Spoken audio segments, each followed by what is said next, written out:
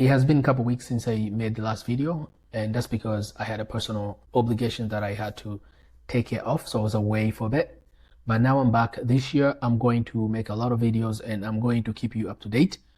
In order for you not to miss that, make sure you subscribe to this channel, and as always, if you have any suggestion, comment on a video you want me to make or ETF, make sure you leave in a comment below. Today is the first day of the year of 2026. I thought I would make this video to keep you up to date with the best performing ETFs and the 3 worst performing ETFs for 2025. The performance I'm going to show you is going to be total performance within 12 months period. First thing here, I'm going to show you 3 best performing ETFs. This has returned about 45.38 total return within 12 months period. QQQI has returned 18% within 12 months period, and SPYI has returned 15.81, round up to about 16%. Bear in mind, these ETFs here, not including the ymax ETFs. This will be a Defiance, Crev, Rex, JP Morgan, as well as other ETF providers.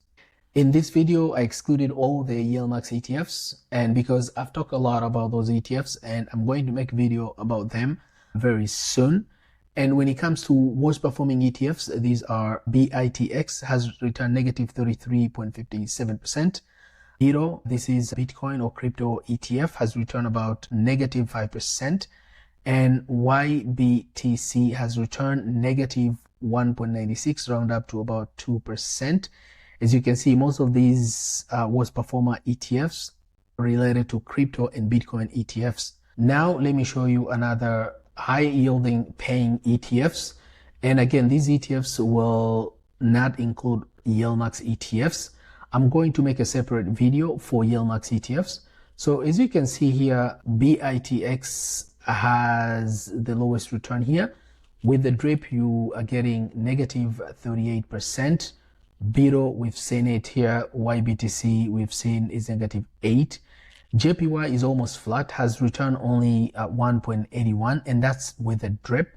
So the difference between these two columns, as you can see here, 1 year return versus 1 year drip, meaning this is considering all your distributions put back to the share price without having to reinvest all your distributions. And this one here is reinvesting all your distributions. So every time you are getting distributions, you put back into the share price.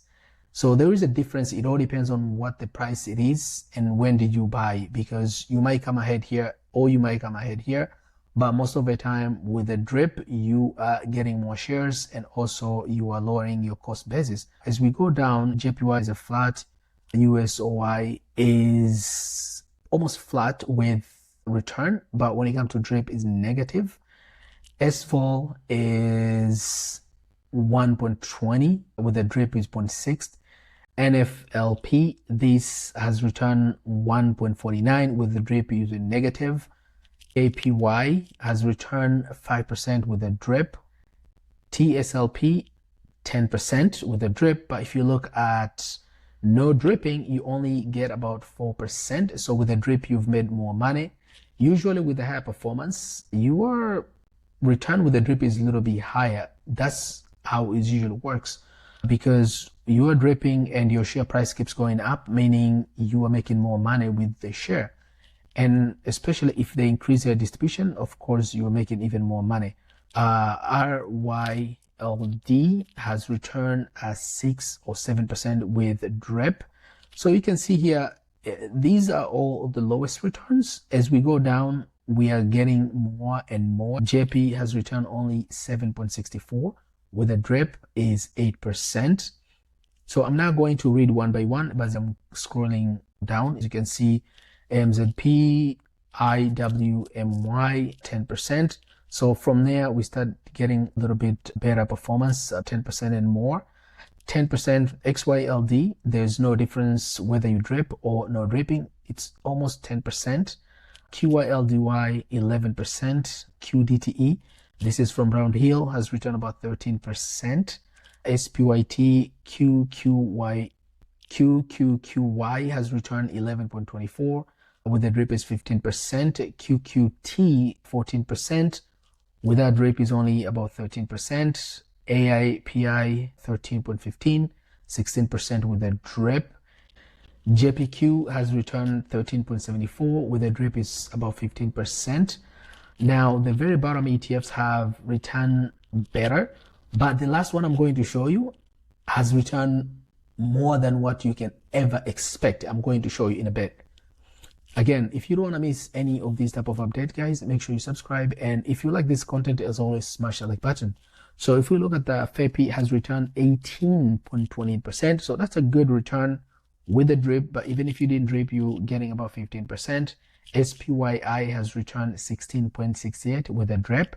And it's only about 15.46 without dripping. QQQI has returned 17.06 with a drip is about 19%. The last one here, guys, is very impressive. This is GOOP, has returned 45.48%.